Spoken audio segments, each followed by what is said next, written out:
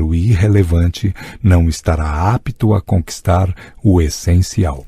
Pasta 4. Capítulo 4. Mentes que se autoconhecem.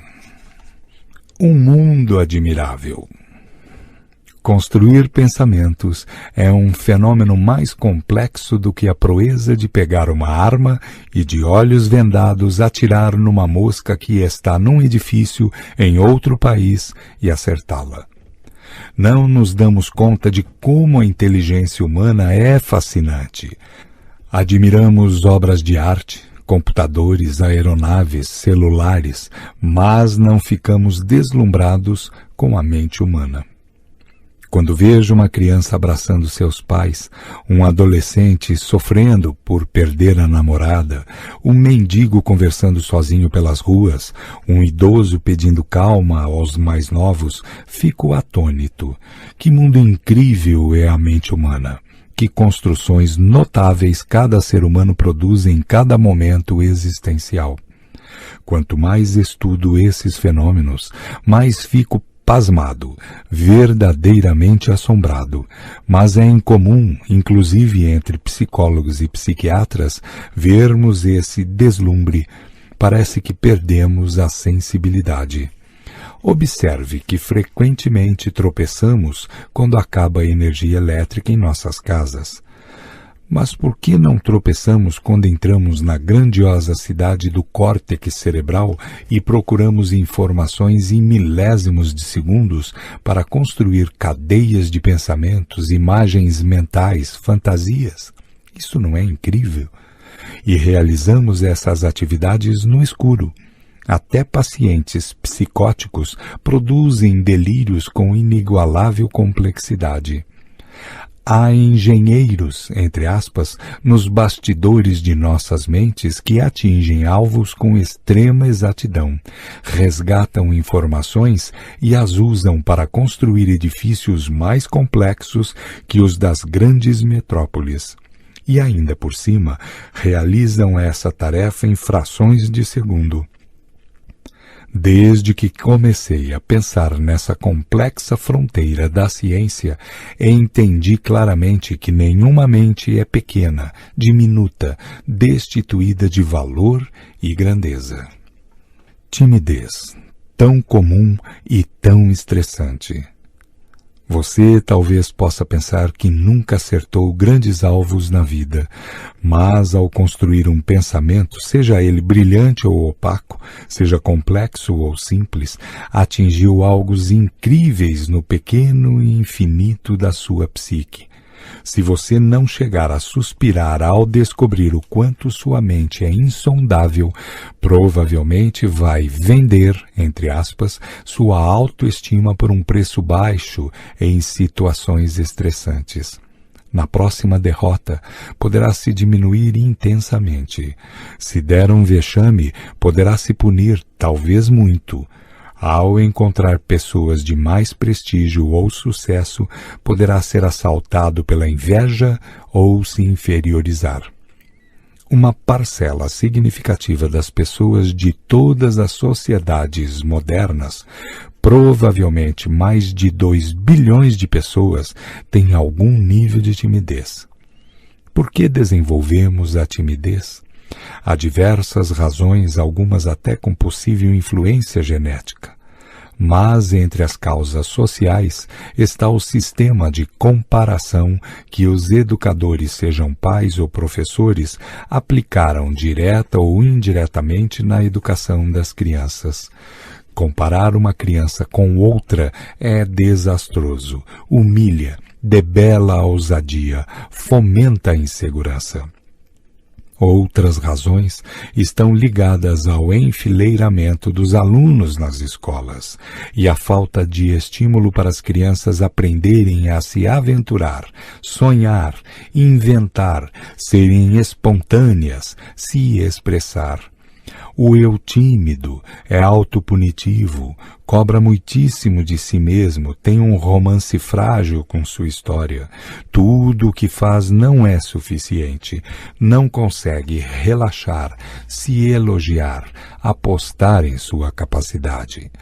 O limiar da dor psíquica dos tímidos está diminuído, facilmente se sentem ofendidos, sofrem demasiadamente com a crítica e o pensamento dos outros, contraem seu valor e expandem o dos outros, têm baixo nível de proteção psíquica. Muitos tímidos são pessoas éticas, humanas e generosas. São, portanto, mentes brilhantes para a sociedade, mas não para si mesmas.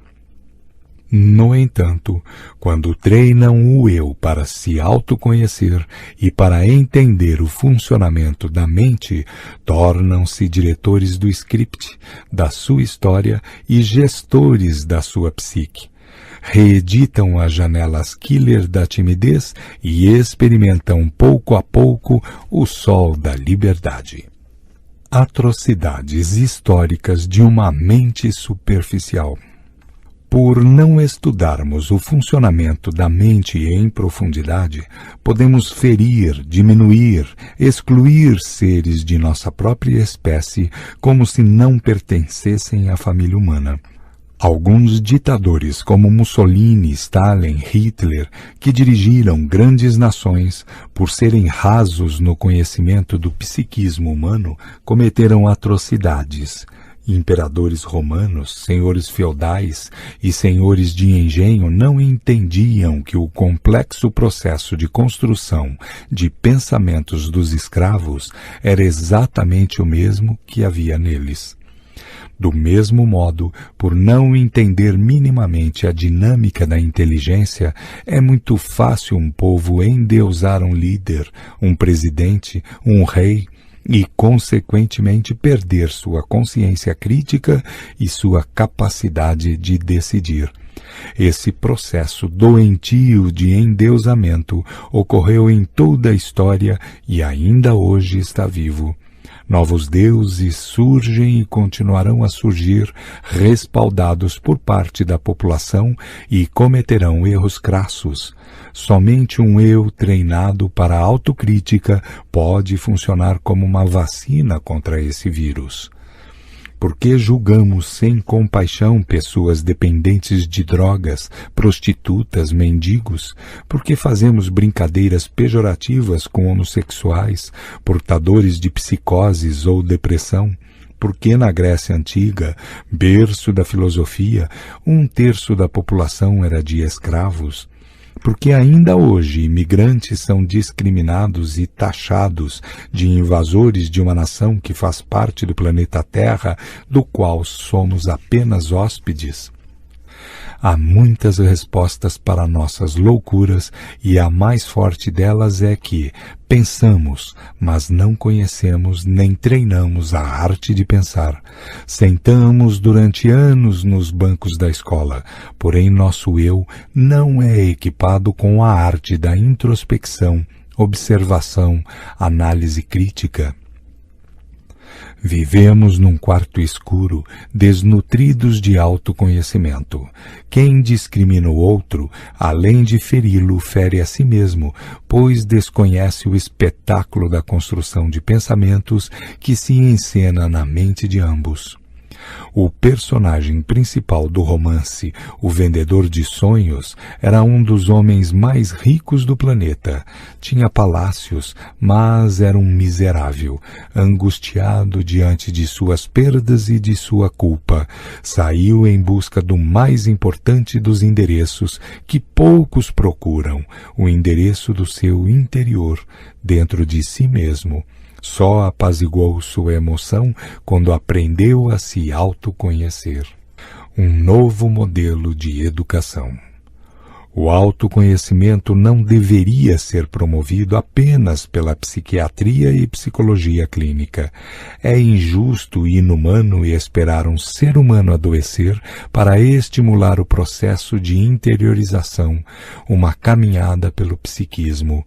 Essa dinâmica deveria ser alvo fundamental de uma educação que anseia formar pensadores humanistas. É essencial passarmos da era das escolas informativas para a das escolas formativas, ou escolas de inteligência. Estas educam a emoção, o intelecto, a sensibilidade, o imaginário e as habilidades que financiam a excelência da socialização. Elas representam um novo paradigma, outro modelo educacional que objetiva formar construtores de ideias e não repetidores de informações. Para isso, precisamos estimular a construção, entre aspas, de plataformas de janelas light no córtex cerebral para produzir as funções mais caras e mais nobres da inteligência, para extrair o ouro, entre aspas, soterrado nos solos da psique de cada criança e adulto. Já comentei algo sobre as janelas da memória, agora entrarei em mais detalhes. Trata-se de áreas de leitura do córtex cerebral, que são abertas a cada momento em que estamos falando, agindo, pensando. Podem ser light, killer e neutras. As neutras representam provavelmente mais de 90% das janelas da memória. Elas contêm milhões ou bilhões de imagens, entre parênteses, paisagens, rostos, estilos de carros, arquitetura de casas, números, entre parênteses, telefones, endereços, fórmulas matemáticas, dados, estatísticas, procedimentos operacionais simples, entre parênteses, operar máquinas, carros, computadores, celulares. Janelas Killer e o processo de reedição. As janelas Killer contêm os traumas e os conflitos, enfim, as mais diversas experiências que bloqueiam a psique. Formam-se na infância, juventude ou vida adulta. Algumas são conscientes, outras inconscientes. Podem ser altamente bloqueadoras ou levemente influenciadoras do comportamento. Como vimos, chamo-as de killer porque, figurativamente, elas sequestram o eu como gestor psíquico. Nelas se encontram os arquivos das fobias, entre parênteses, medos, rejeições, inseguranças, obsessões, frustrações, traições, timidez, vexame, culpa, relações sociais doentias. As janelas Killer não podem ser deletadas. Deletar é uma tarefa fácil de se realizar nos computadores, mas impossível na mente humana. Não se consegue apagar as matrizes do córtex cerebral, a não ser por traumatismo craniano, tumores, degeneração de neurônios. Experiências reprimidas, disfarçadas, sublimadas, que raramente vêm à consciência, continuam sendo killer, penetrando na construção das cadeias de pensamento e emoções e controlando em diversos níveis as reações, atitudes impulsivas, humor depressivo. A única maneira de uma janela traumática deixar de ser killer é reeditá-la ou reescrevê-la.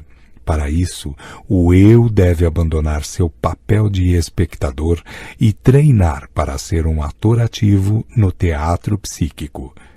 Uma das técnicas é fazer com frequência uma mesa redonda com o drama contido nessas janelas killer, repensando, reciclando, confrontando. É comum as pessoas terem uma crise fóbica, vivenciarem o medo e não fazerem nada contra ele, por serem passivas. A experiência fóbica é novamente arquivada no córtex cerebral pelo fenômeno RAM, entre parênteses, registro automático da memória, expandindo a janela killer ou trauma. No entanto, se o eu for um ator lúcido e ativo, ele deve silenciosamente questioná-la, investigar seus fundamentos e impugná-los. Somos frequentemente espectadores passivos, plantados na plateia assistindo nossos conflitos psíquicos. Carregamos esses embates por toda a nossa história como pobres miseráveis. A grande maioria de nós é quase imutável em sua psique. A minoria é reciclável, treina habilidades para reciclar o lixo de sua mente. Cada recaída ou cada momento em que a janela doentia está aberta deveria ser uma oportunidade para o eu recuar e se culpar, como normalmente faz, mas para usar as artes da crítica e da dúvida como ferramentas da filosofia e da psicologia, para enxertar através do fenômeno RAM generosidade, segurança, autocrítica, ousadia nessas janelas. Novas e saudáveis experiências não deletam, mas reeditam as janelas killer. Quando há uma doença psíquica, é preciso procurar profissionais de saúde mental para iniciar um tratamento, sejam psiquiatras ou psicólogos clínicos. Mas o ser humano pode e deve educar seu psiquismo para tentar prevenir os transtornos psíquicos e expandir as funções mais importantes da inteligência. Como já expressei, o maior erro da medicina psicológica é não ter investido tempo para descobrir ferramentas e disponibilizá-las para que centenas de milhões de estudantes pudessem realizar o treinamento psíquico e operar essa prevenção educacional. A humanidade só avançou por causa da medicina preventiva, em especial das vacinas. Mas, onde se encontra a psiquiatria preventiva? Nossos alunos ficam anos a fio nas escolas, nem sequer sabem que tem um eu, e muito menos que este deve ser um gestor ou gerente de sua psique. O Institute for Social Research da Universidade de Michigan aponta que 50% das pessoas nas sociedades modernas tiveram ou terão algum transtorno psíquico, tendo gritado, entre aspas, em meus textos publicados em diversos países, que quanto pior a qualidade da educação, mais importante será o papel da psiquiatria. Eu me curvo diante de todos os professores como um simples servo que semeia ideias, mas o sistema em que eles estão inseridos está doente. Os alunos estão adoecendo e os professores também. Algumas pesquisas mostram que mais de 80% dos professores apresentam pelo menos 3 sintomas psíquicos ou psicossomáticos. A situação é gravíssima. A sociedade digital desprezou os profissionais mais importantes da sociedade, os professores e professoras que são responsáveis diretos pela formação da sociedade do futuro. Com uma das mãos, os mestres escrevem na lousa, com a outra podem mudar o mundo quando ensinam a um aluno a arte de pensar. Não são eles insubstituíveis? Janelas Light e as plataformas que formam pensadores. As janelas Light contêm habilidades, potencialidades, afetividade, intuição criativa, apoio, elogios, ousadia, sonhos, projetos, relações sociais saudáveis. O grande desafio educacional, como apontei, é construir plataformas que possuam milhares de janelas lights. Não adianta uma pessoa ter consciência de que deve exercer a nobre função intelectual de pensar antes de reagir. Até um psicopata tem essa consciência. A consciência da necessidade pode ser fruto de uma janela light isolada. Se esse for o caso num foco de estresse, ela facilmente sairá da pequena área dessa janela light e será dominada pelas janelas killer, que contêm impulsividade, intolerância e frustração. Desse modo, reagirá sem pensar, agredirá quem a contrariou. Aquele que reage sem pensar pauta seu comportamento pelo fenômeno bateu-levou, ação-reação.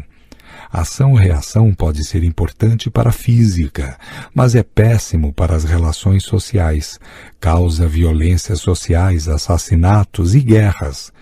Quem diz que não leva desaforo para casa parece forte, mas é frágil dentro de si, não sabe pensar antes de reagir.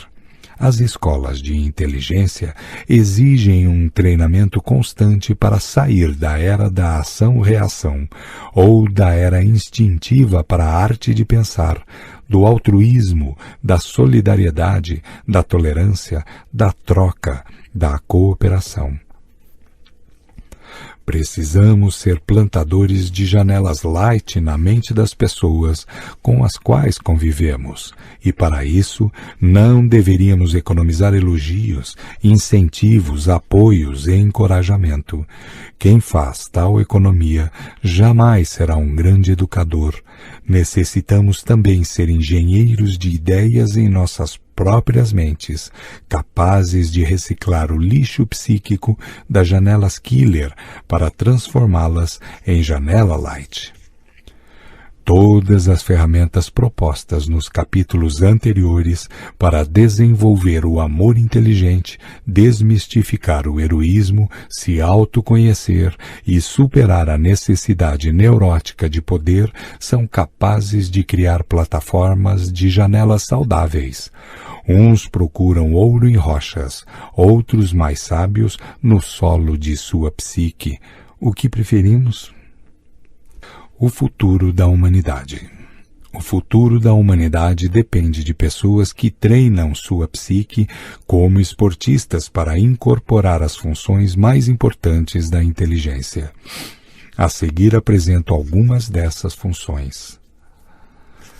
A arte da interiorização, a arte da observação, a arte de proteger a emoção, a arte de gerenciar pensamentos, a arte da contemplação do belo, pensar antes de reagir, raciocínio esquemático, colocar-se no lugar dos outros, expor e não impor as ideias, solidariedade e tolerância, altruísmo e cooperação, resiliência, capacidade de suportar dificuldades e manter a integridade, autoimagem, autoestima e autoconfiança, perseverança e espírito empreendedor, ser um consumidor consciente e responsável, consciência crítica e autocrítica, criatividade e capacidade de libertar o imaginário, mesa redonda do eu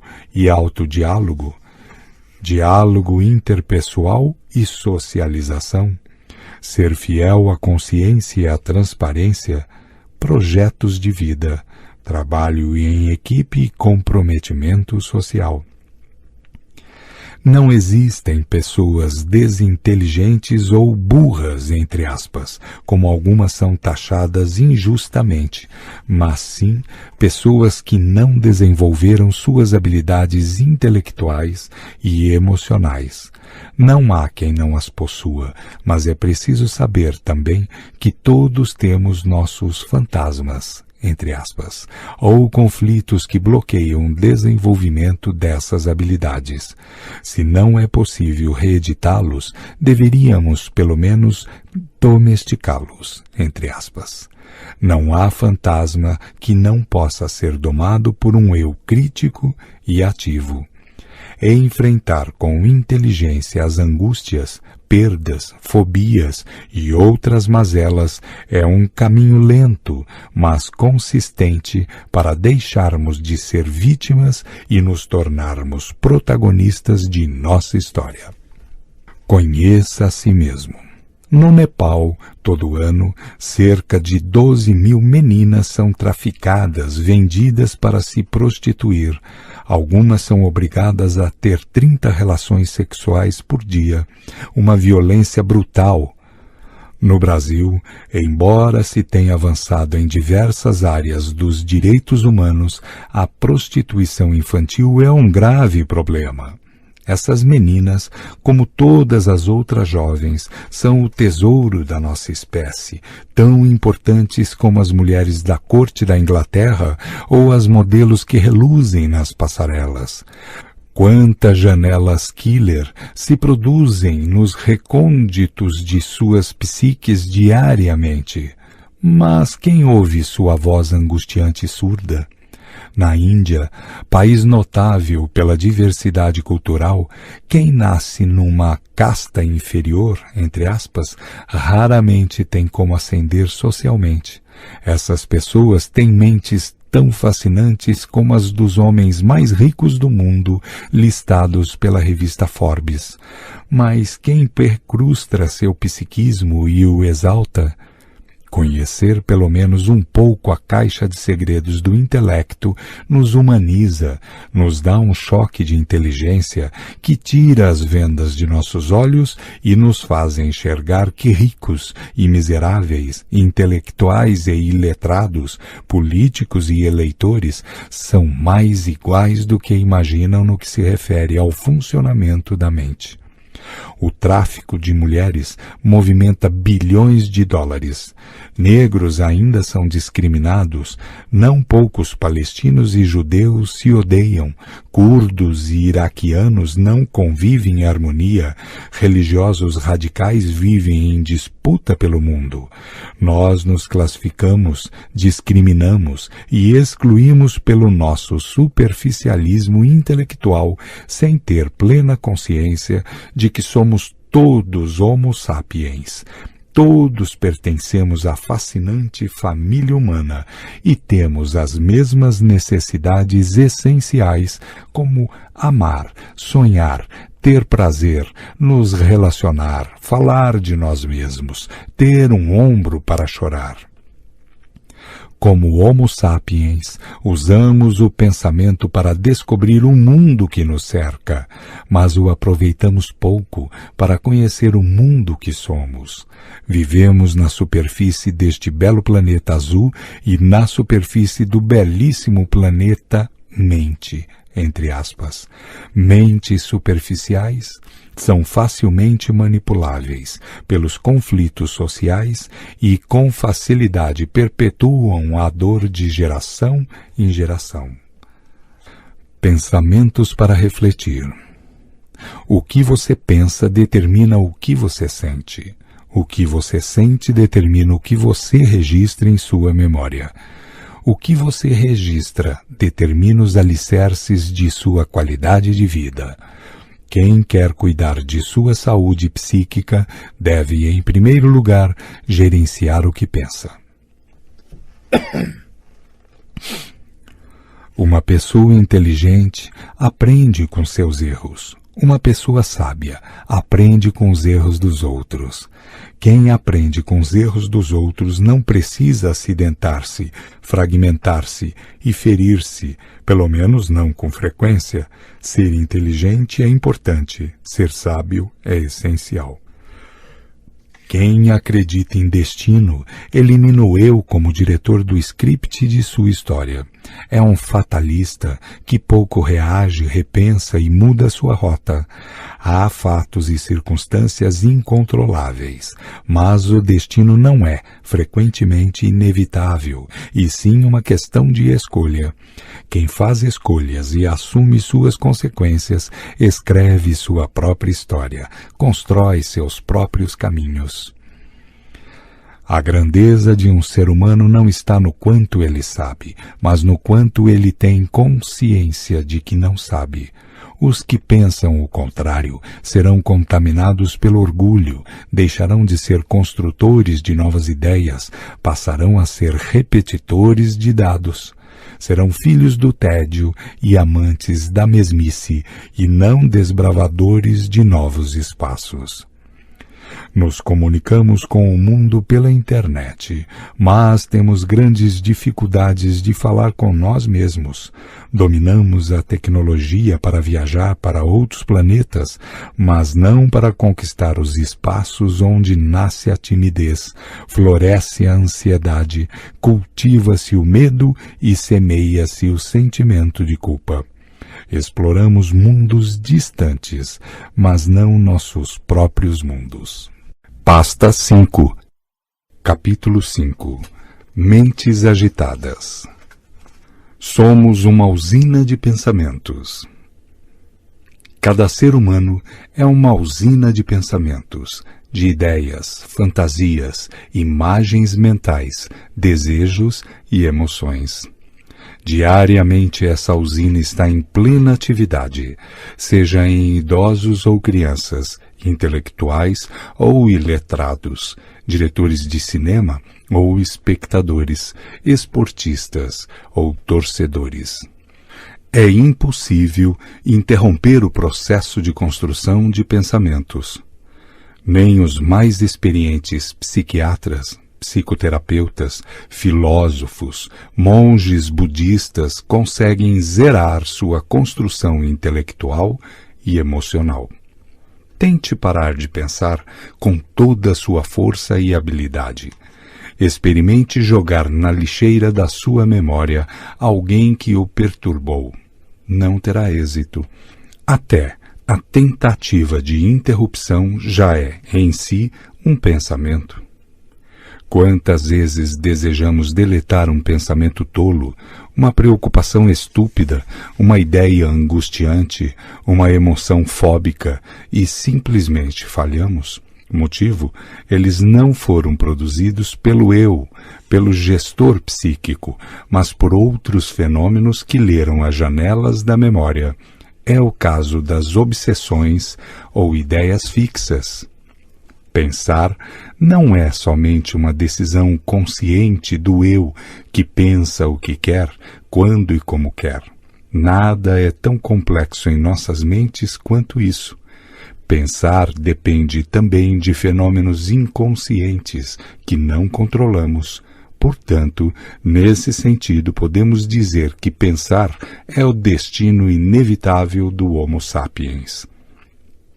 Técnicas como parar de pensar, se distrair, negar, disfarçar, que sempre foram usadas ao longo da história humana por todos os povos, inclusive na atualidade, frequentemente não têm êxito. Ao contrário, expandem a ansiedade e aceleram os pensamentos. As melhores técnicas, como comentei, dependem de treinamento, entre elas o uso maciço da arte da crítica, da dúvida, da impugnação, do confronto analítico, do grito silencioso no palco da mente. E cada pessoa deve exercitá-la de acordo com sua própria capacidade e habilidade. Você é um espectador passivo dos pensamentos angustiantes ou um ator ativo que exerce um silêncio proativo no campo psíquico? A grande maioria dos humanos é de espectadores frágeis, não sabem o que fazer com o lixo psíquico. Como vimos, deveríamos ensinar as crianças, desde a mais tenra infância, a criticar e confrontar em sua mente tudo o que as aprisiona. Não ensiná-las é uma falha educacional gritante. Essa técnica é tão importante como aprender a andar e falar. Por que pensar é o destino inevitável do Homo sapiens? Por que controlamos a matéria, os processos nas empresas, a direção de um veículo, mas não controlamos facilmente os pensamentos, as emoções e as imagens mentais? Essa é uma questão psicológica, sociológica e filosófica crucial.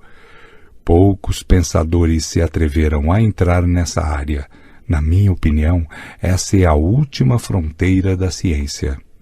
Pensar é uma atividade multifocal.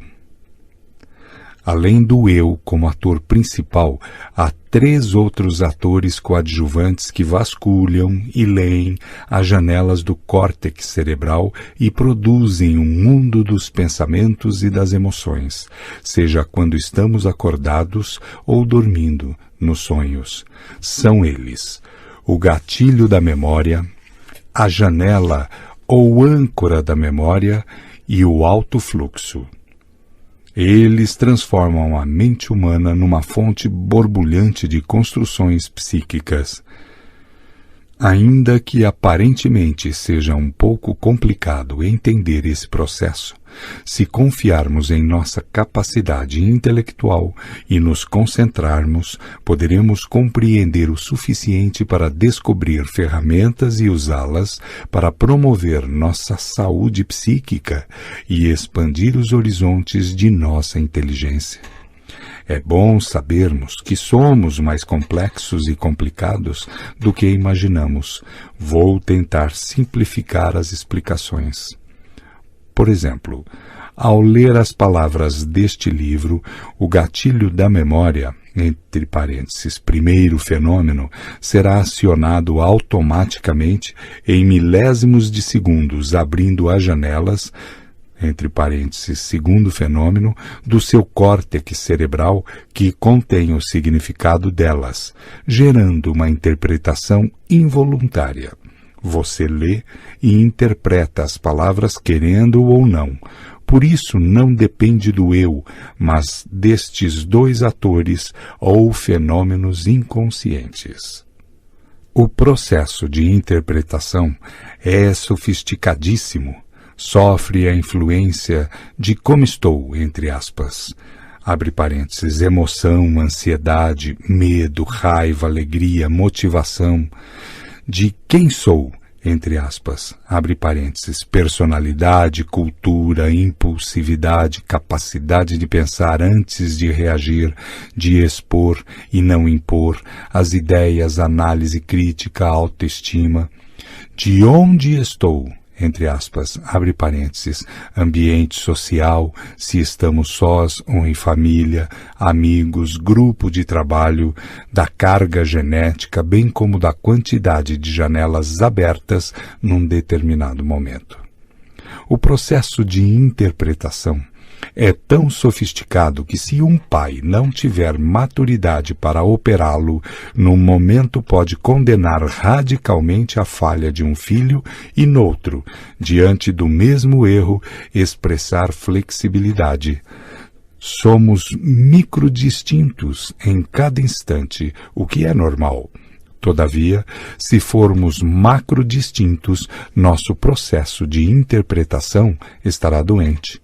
Num momento seremos amáveis, noutro agressivos, num pacientes, noutro intolerantes. Minha intenção aqui não é discorrer sobre o gatilho da memória e as janelas nem sobre o processo de interpretação, mas sobre o terceiro fenômeno, aquele que produz grande parte dos pensamentos sem autorização do eu, o alto fluxo. O alto fluxo atua inconscientemente. É um fenômeno incrível, deslumbrante e quase desconhecido na psicologia. Ele passeia diariamente por múltiplas áreas da grande cidade da memória, resgatando informações que serão utilizadas para pensar no passado, resgatar imagens, construir personagens, idealizar o futuro, preocupar-se com o presente, construir fantasias, gerar possibilidades, produzir inspirações, sonhos, imaginação. Com frequência nos perguntamos: como pensei isso? De onde surgiu essa ideia? Por que esse pensamento não me sai da cabeça? Não culpe seu eu. A resposta é a atuação de um diretor auxiliar do eu, o fenômeno do alto fluxo. Ele mantém um fluxo ininterrupto de pensamentos, como se fosse um diretor de cinema incansável. Nenhum filme é tão fascinante como o que roda em nossas mentes. Embora, como veremos, esse filme mental possa ser de terror e de estresse. Há pessoas que todas as noites fazem um ritual ansioso, fecham várias vezes as portas e as janelas da casa. Há aqueles que olham debaixo da cama para ver se há um ladrão. Outros estão ótimos de saúde, mas andam sempre inventando uma doença que não possuem. O alto fluxo se fixa numa janela killer e não para de lê-la. Ele é muito importante para a saúde psíquica, mas pode ser responsável por doenças, sobretudo as obsessões e os rituais compulsivos. O mordomo e o braço direito do eu. O alto fluxo tem pelo menos 2 grandes papéis ou funções. O primeiro é expandir os alicerces do processo de formação da personalidade. As construções diárias que o alto fluxo produz no palco da mente são registradas nos bastidores inconscientes pelo fenômeno RAM, que, como vimos, significa registro automático da memória. Assim, a cada dia, mês e ano, o alto fluxo vai preenchendo o córtex cerebral com milhares de plataformas, com centenas de milhares de janelas. Essas plataformas alicerçam a formação da personalidade e, pouco a pouco, estruturam o eu como o grande líder ou gestor da mente humana. O alto fluxo se torna, assim, o mordomo que nutre a construção do eu na infância. Sem a atuação do alto fluxo, o que os pais e professores ensinam não teria grande eficiência. À medida que o eu se forma, ao longo dos anos, algo espetacular ocorre. Ele deixa de ser criatura e aos poucos se torna, na adolescência e na vida adulta, criador de si mesmo, autor da própria história. Pelo menos é o que deveria acontecer. Mas nem sempre acontece porque o eu raramente aprende a pensar antes de reagir. Fazer escolhas, proteger a psique, traçar metas, dialogar consigo. O fenômeno do alto fluxo é fundamental para criar a imensa base da memória, para romper a bolha de solidão da criança e estabelecer vínculos sociais. Sem essa base, podem se produzir os mais diversos níveis de autismo. O eu, se for bem equipado e formado, seguro, observador, solidário, inventivo, será um bom diretor do teatro mental, um bom roteirista de seu script.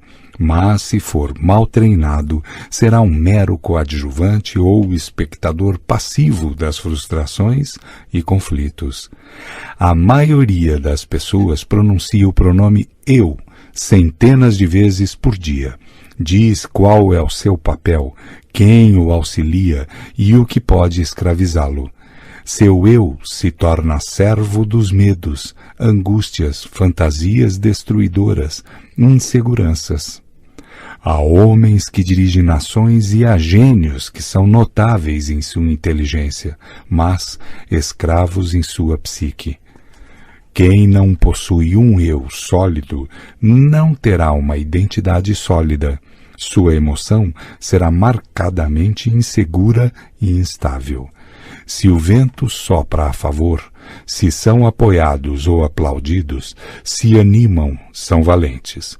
Se o vento sopra contra, se fracassam ou são vaiados, se perturbam, deixam de lutar pelo que amam, retrocedem com facilidade. Todavia, temos de entender que conquistar uma emoção estável, calma, serena, é um desafio, inclusive para psiquiatras e psicólogos. Paralelamente à construção da identidade, o eu começa a descobrir a identidade dos outros. Aqui mora um perigo. Nesse estágio deveria entrar em cena o treinamento da mente humana para formar uma das mais importantes funções da inteligência, colocar-se no lugar dos outros. Os resultados dessa falta de exercício são muitos e graves. Quem não aprende a se colocar no lugar do outro se comportará como um rei ou um pequeno deus que desejará que os demais gravitem em sua órbita, os machucará e não sentirá minimamente a dor deles. A impulsividade, insensibilidade, egocentrismo começam a ser desenhados nessa fase. Toda vez que vir um jovem ou adulto individualista, radical, intolerante, excessivamente crítico e indiferente às necessidades dos demais, saiba que houve uma falha educacional. Quem aprende a se colocar no lugar dos outros se torna espontaneamente compreensivo, altruísta, preocupado em não ferir as pessoas. A maior fonte de entretenimento. O segundo papel fundamental do fenômeno do alto fluxo é produzir a maior fonte de entretenimento humano. O maior manancial que entretém, distrai, inspira, excita e motiva o Homo sapiens, sejam crianças ou adultos, não é a TV, o esporte, a música, o sexo, a alimentação. É o mundo dos pensamentos, imaginação, ideias que o alto fluxo produz incansavelmente. É o filme mental. Juízes, réus, psiquiatras, pacientes, celebridades, anônimos fazem múltiplas viagens durante o dia no pequeno e infinito planeta da sua mente. Até os bebês saltam do berço sem sair do lugar por meio de suas fantasias. Escritores, cientistas, filósofos percorrem mundos inexplorados através do seu imaginário. Pessoas cegas criam um universo de cores e formas no teatro mental. Pacientes psicóticos constroem uma pluralidade de personagens em seus delírios e alucinações. O fenômeno do alto fluxo produz o cardápio principal da emoção humana. Se esse menu for adequado, as pessoas serão imaginativas, criativas, bem-humoradas, satisfeitas. Mas, se for de má qualidade, poderá se tornar uma fonte de angústia, ansiedade, tédio, pessimismo, humor depressivo. É um absurdo, no entanto, que raramente os pais, professores e executivos se preocupem com que tipo de cardápio psíquico os jovens e adultos ao seu redor estão se nutrindo. Reclamamos deles, mas não colaboramos com eles. Dificilmente perguntamos a alguém: seus pensamentos o animam ou lhe geram pessimismo? Suas imagens mentais o alegram ou o angustiam? Independentemente da qualidade do cardápio produzido pelo alto fluxo, sem ele, o Homo sapiens desenvolveria um tédio tão grande que originaria uma depressão coletiva. Se nossa emoção dependesse só das construções elaboradas conscientemente pelo eu, nossa espécie não suportaria, seria o caos do prazer de viver. As pessoas tímidas, como vimos, falam pouco, mas pensam muitíssimo. Compensam, bem ou mal, a falta de diálogo estabelecido pelo eu, por meio das ideias e imagens mentais produzidas pelo alto fluxo. Os acidentes psíquicos produzidos pelo alto fluxo. Quando o fenômeno do alto fluxo lê janelas killer, o voo mental produzido por ele pode ser completamente ilógico. Se lê uma janela que tem fobia de animais, é capaz de transformar uma inocente barata, rato ou borboleta num dinossauro. Se lê uma janela que tem claustrofobia, que é o medo de ambientes fechados, pode converter um elevador num cubículo sem ar, apavorante e asfixiante. Se o alto fluxo lê constantemente uma traição ou decepção não resolvida, é capaz de estragar o dia, o mês e até a vida e bloquear uma pessoa de se entregar na relação. Se lê uma janela não reeditada, que tem um fracasso não superado, pode esfacelar a autoimagem e a autoestima e gerar vergonha social, autopunição e complexo de inferioridade marcante. Um dos maiores desafios do eu é dar um choque de lucidez, um choque de gestão nos nutrientes psíquicos produzidos pelo alto fluxo. Todos os treinamentos propostos nos capítulos anteriores propiciam ferramentas para esse choque de lucidez. Não poucas vezes ao longo da minha história, senti-me frágil, amordaçado psiquicamente e tive de dar um choque de gestão em meu psiquismo. Mas o pior acidente que o alto fluxo pode causar não está nas construções ilógicas a partir da leitura das janelas killer, mas na leitura acelerada e desenfreada da memória sem o gerenciamento do eu. Quando o eu é um frágil diretor da construção dos pensamentos, o fenômeno do alto fluxo deixa de ser um diretor auxiliar e se torna o diretor principal do filme da nossa mente. Eis o grande problema. Nesse caso, pode gerar a síndrome do pensamento acelerado, entre parênteses SPA, uma fábrica de preocupações e tensões e transformar a psique num poço sem fundo de estresse. Lembre-se, por favor, do que eu disse, entre aspas, pensar é o destino do Homo sapiens, mas pensar demais, sem qualidade, é o maior vilão de sua qualidade de vida. Seus maiores inimigos não estão fora, mas dentro de você. Aqui podemos resumir duas grandes falhas da educação mundial.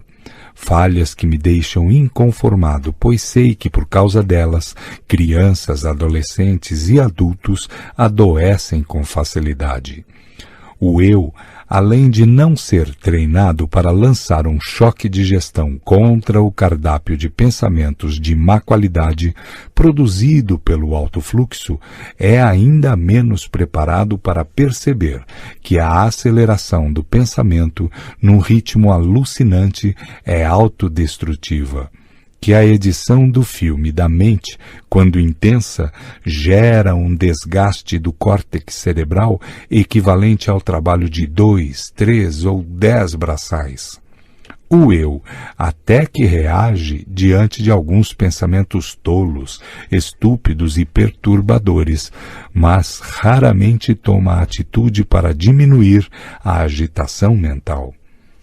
Provavelmente, grande parte da população mundial, das crianças aos idosos, é acometida pela SPA.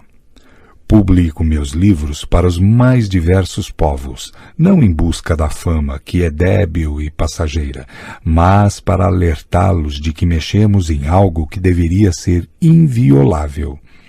Na edição dos pensamentos, na velocidade do funcionamento da mente.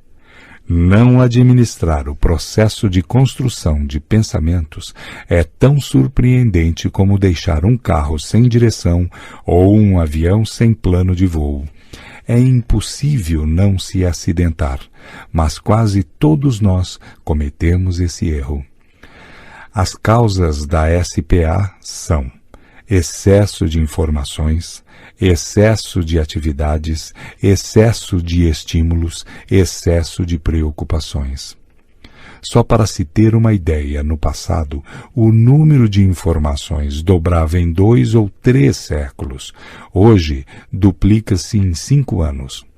Uma criança de 7 anos provavelmente tem mais informações hoje do que um imperador romano que dominava o mundo, mais do que notáveis filósofos da antiguidade. Todavia, são informações desorganizadas, que entulham a mente, que não se transformam em conhecimento nem em experiência, portanto, estressam o cérebro. Qual é o último lugar em que as crianças normalmente querem estar? Dentro da sala de aula. Elas estão agitadas, têm conversas paralelas, são inquietas, mas não as responsabilize, nem mesmo a seus pais. O sistema social que construímos cometeu um crime contra a mente delas. Cometemos um dos maiores erros contra a infância em toda a história. As crianças da atualidade estão superagitadas, inquietas, consumistas, destituídas de paciência e solidariedade. E o pior, não ficamos perturbados com isso. Ficaremos calados? O fenômeno RAM arquiva todas as informações que vêm da TV, internet, videogames, escolas, empresas, gerando inúmeras janelas que ficam disponíveis no centro da memória, excitando desse modo o fenômeno do alto fluxo a atuar numa velocidade jamais vista. Esse processo, por sua vez, superestimula a construção de pensamentos e gera uma riquíssima sintomatologia. Em todas as conferências nacionais e internacionais, quando faço uma enquete sobre os sintomas da plateia, dá vontade de fechar as portas e montar um hospital anti-estresse. As melhores pessoas, as que mais se doam e são eficientes, têm apresentado o maior número de sintomas, são péssimas para cuidar de sua qualidade de vida. As consequências do pensamento acelerado. A SPA produz um desgaste cerebral e uma ansiedade incomum, marcante. Seus sintomas psicossomáticos são dores de cabeça, dores musculares, queda de cabelo, taquicardia, falta de ar, gastrite, corpo cansado, fadiga ao acordar.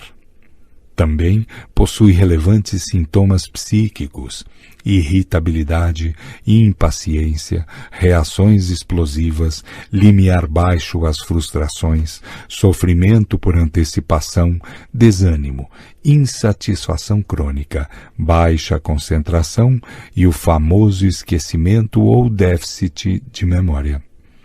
Bastam 3 a 4 sintomas para caracterizar a síndrome, mas se você se encaixar nesse quadro, não desanime, pois o normal é ter a SPA e o anormal é ser tranquilo, relaxado, conversar com as flores, viver suavemente.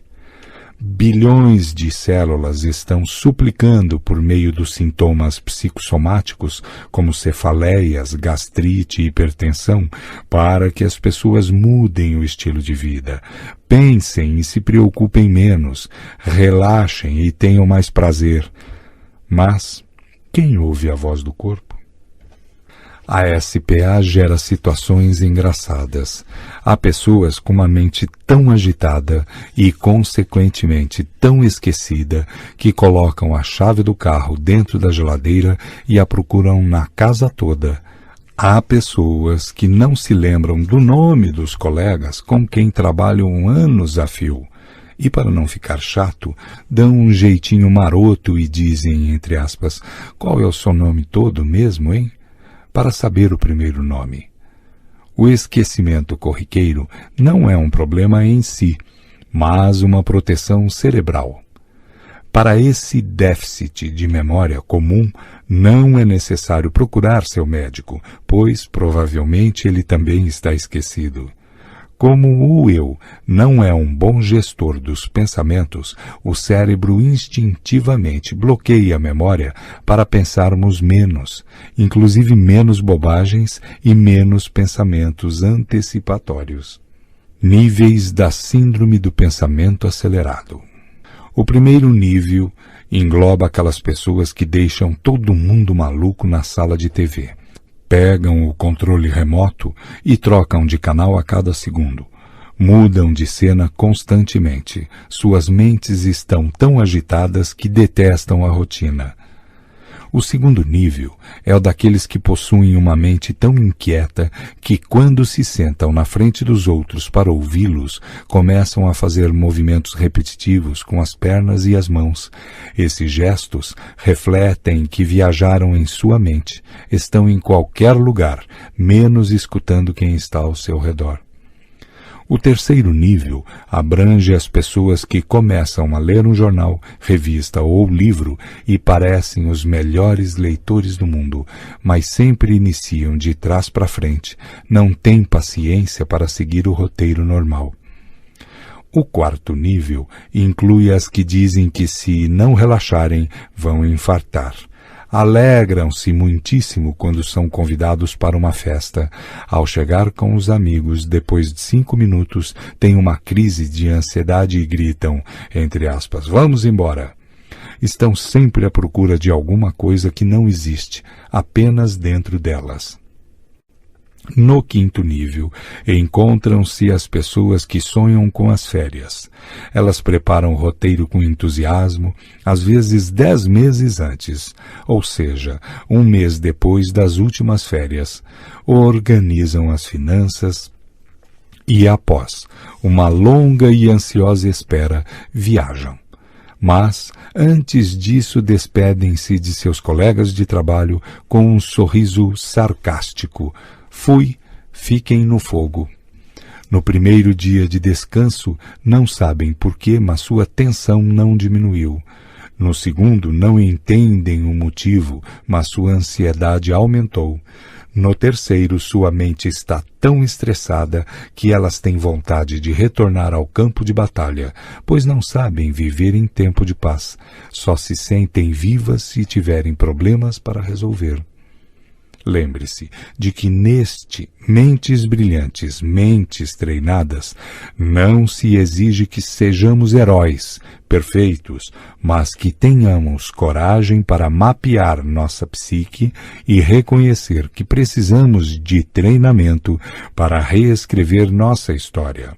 Caso contrário, seremos, entre aspas, mentes ansiosas, mentes inquietas. Infelizmente, estamos tão entulhados de atividades que nem temos tempo para nos repensar.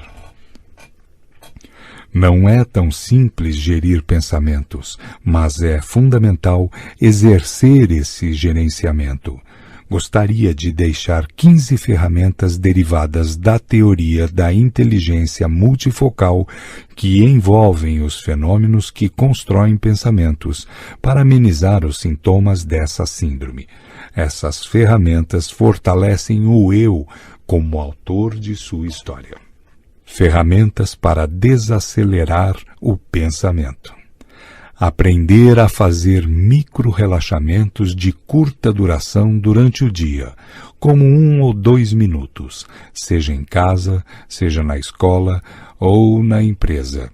Resgatar experiências prazerosas, sonhos, projetos. Treinar a sensibilidade para sentir prazer nos pequenos estímulos da vida diária, como abraços, toques, elogios, flores, entardeceres.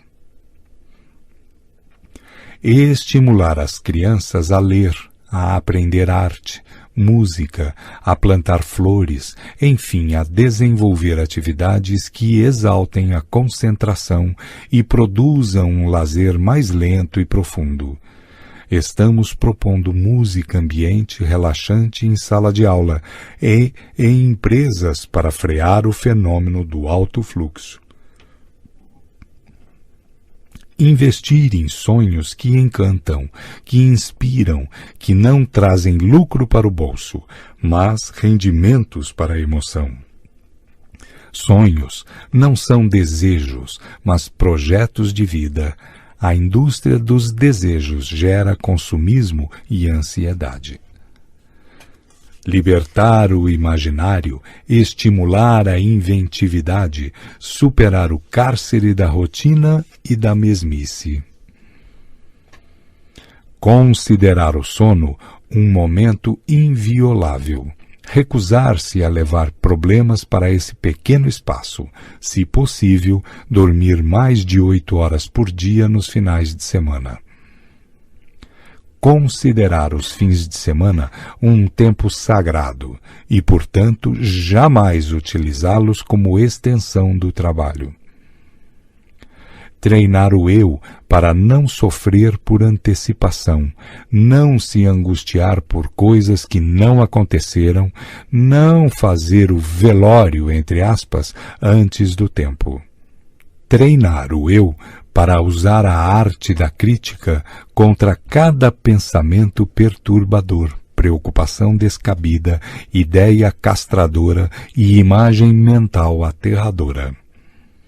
Treinar o eu para usar a arte da dúvida contra tudo o que é doentio e nos controla, em especial o conformismo, o pessimismo, a autopiedade e a autopunição. Treinar o eu para desenvolver o amor inteligente e proteger a emoção, em especial doar-se sem esperar excessivamente o retorno ou reconhecimento das pessoas próximas, ter consciência de que elas são as que mais podem nos decepcionar. Desenvolver a consciência de que a existência é tão breve como a névoa que se dissipa ao calor do sol. Procurar vivê-la intensamente, com aventura, encanto e, se possível, rodeado de amigos. Sair de férias regularmente. O ideal seria tirar 2 períodos de 15 dias, um a cada semestre, em vez de um mês inteiro por ano. Mas cuidado para não se estressar nas férias. Treinar-se a não cobrar muito de si nem dos outros. Lembre-se de que quem cobra está muito apto a trabalhar em banco e não a relaxar e conviver prazerosamente com pessoas. Reciclar a falsa crença de que só teremos qualidade de vida quando resolvermos todos os nossos problemas. Nesse caso, precisaremos esperar o fim da vida, pois dificuldades nunca deixarão de existir até o último suspiro existencial. Problemas são para ser solucionados e não vividos. Desfrutar a vida como um show imperdível, e esse espetáculo termina sempre mais rápido do que temos consciência. Não ter a paranoia de querer ser o mais rico do cemitério, caso contrário, irá usufruir do seu dinheiro quem não suou para ganhá-lo. A ansiedade estimula a curiosidade, a superação, a procura, a elaboração de soluções, a busca de novas ideias. Sem ela, não haveria evolução humana. Com ela, em especial quando produzida num nível intenso pela SPA, não há qualidade de vida emocional e intelectual. Atualmente, não dá para trabalhar com pessoas lentas, sem iniciativa, desmotivadas. No entanto, trabalhar ao lado de quem tem alto nível de SPA é um convite para fervilhar o cérebro. O meio termo seria o ideal. Desacelerar a mente deve ser a meta fundamental para quem quer sobreviver nessa sociedade que se tornou uma indústria de pessoas ansiosas. E ninguém pode fazer isso por nós, nem clínicos gerais, nem neurologistas e nem mesmo psiquiatras e psicólogos. No máximo, podem ajudar. Certamente você e todas as pessoas que ama têm condições de ter uma mente brilhante, desde que se dediquem a ter uma mente treinada. Pensamentos para refletir. Todos temos uma criança alegre, curiosa, vivaz dentro de nós, mas poucos a deixam respirar. Devemos pensar como adultos, no entanto, sentir, ser curiosos e nos aventurar como uma criança. Quem asfixia sua emoção envelhece no único lugar que deveria ser sempre jovem. O ser humano moderno se tornou um gigante na ciência, mas é um frágil menino em sua psique. É seguro quando o mundo o aplaude e fragilíssimo no tempo das vaias. Aprende ferramentas para lidar com o sucesso, mas não tem instrumentos para lidar com o fracasso. Generais com armas quiseram conquistar a tranquilidade. Reis com ouro quiseram conquistar a serenidade. Celebridades com fama quiseram conquistar o sentido da vida. Não entenderam que as funções mais nobres da inteligência se conquistam quando aprendemos a caminhar na trajetória do nosso próprio ser. Reconhecer nossas debilidades e entrar em contato de maneira nua e crua com nossas mazelas e misérias não é apenas um passo fundamental para oxigenar a inteligência. Reeditar nossa memória e superar nossos conflitos, mas também para encontrar as águas do descanso, para beber das fontes mais excelentes da tranquilidade. Quem esconde o rosto de si mesmo, bebe na fonte da ansiedade e leva para o túmulo seus conflitos. Sem riscos, os poetas não escreveriam poesias, as crianças não seriam criativas, os cientistas não seriam inventivos, os empresários não seriam empreendedores, os amantes não partiriam para o terreno inóspito da conquista. Sem riscos, não conheceríamos o sabor das derrotas, nem o paladar das vitórias. Não erraríamos, não choraríamos, não pediríamos desculpas, não teríamos necessidade de humildade em nosso cardápio intelectual. Sem riscos, seríamos conquistados e não conquistadores. Pasta 6. Bibliografia. Adorno Theodor, Educação e Emancipação, Rio de Janeiro, Paz e Terra, 1971. Cury, Augusto, Inteligência Multifocal, São Paulo, Cultrix, 1999. O Código da Inteligência, Rio de Janeiro, Ediouro, 2008. 12 semanas para mudar uma vida. São Paulo, Academia de Inteligência, 2004. O Mestre dos Mestres. São Paulo, Academia de Inteligência, 2000. Pais Brilhantes, Professores Fascinantes. Rio de Janeiro, Sextante, 2003. Descartes, René. O Discurso do Método, Brasília, editora da Universidade de Brasília, 1981. Foucault, Michel, A Doença e a Existência, Rio de Janeiro, Folha Carioca, 1998. Freire, Paulo, Pedagogia dos Sonhos Possíveis, São Paulo, editora da Unesp, 2005. Freud, Sigmund, Obras Completas, Madrid, Biblioteca Nueva, 1972. Fromm, Erich, Análise do Homem, Rio de Janeiro, Zahar, 1960. Gardner, A.D., Inteligências Múltiplas, A Teoria e a Prática, Porto Alegre, Artes Médicas, 1994. Hall, Lindsay, Teorias da Personalidade, São Paulo, EPU, 1973. Heidegger, Martin, Os Pensadores, São Paulo, Abril Cultural, 1989. Russell, Edmund, Na Filosofia como Ciência Estricta, Buenos Aires, Nova, 1980. Jung, Carl Gustav, O Desenvolvimento da Personalidade, Petrópolis, Vozes, 1961. Lippmann, Mathieu, O Pensar na Educação, Petrópolis, Vozes, 1995. Morin, Edgar, Os 7 Saberes Necessários à Educação do Futuro, São Paulo, Cortez, Unesco, 2000, relatório feito a pedido da Unesco. Piaget, Jean, Biologia e Conhecimento, Petrópolis, Vozes, 1996. Pinker, Steven, Como Funciona a Mente, Buenos Aires, Planeta, 2001. Sartre, Jean-Paul, O Ser e o Nada. Ensaio de Ontologia Fenomenológica, Petrópolis, Vozes, 1997. Steiner, Claude, Educação Emocional, Rio de Janeiro, Objetiva, 1997. Tavares, José, Resiliência e Educação, São Paulo, Cortês, 2001. O Vendedor de Sonhos.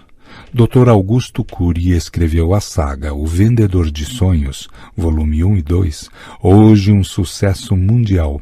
Recebeu no final de 2009, na China, um dos mais importantes prêmios de literatura da Ásia, o de livros de ficção do ano. Na Rússia, Coreia do Sul e outros países, O Vendedor de Sonhos, o chamado, tem sido por milhares de pessoas.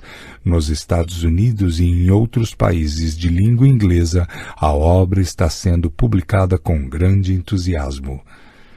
Esta saga conta a história de um personagem que perde tudo, deprime-se, é mutilado, ferido, tratado como lixo social, mas não enterra seus sonhos. Ergue-se das cinzas e passa a provocar as pessoas para que elas aprendam a ser caminhantes na trajetória de seu ser e resgatem seus projetos individuais enterrados. Uma vida sem sonhos é uma emoção sem liberdade, uma mente sem criatividade, uma história sem aventuras. Em novembro, o autor lança o 3º volume dessa série, O Semeador de Ideias, que abre as janelas da mente e oxigena a emoção. O personagem principal, presente na saga anterior, penetra no mais dramático caos psíquico, sequer tem lágrimas para chorar, e o usa não para se autodestruir, mas para se reconstruir, repensar a existência, produzir um jardim de oportunidades e se tornar um semeador de ideias.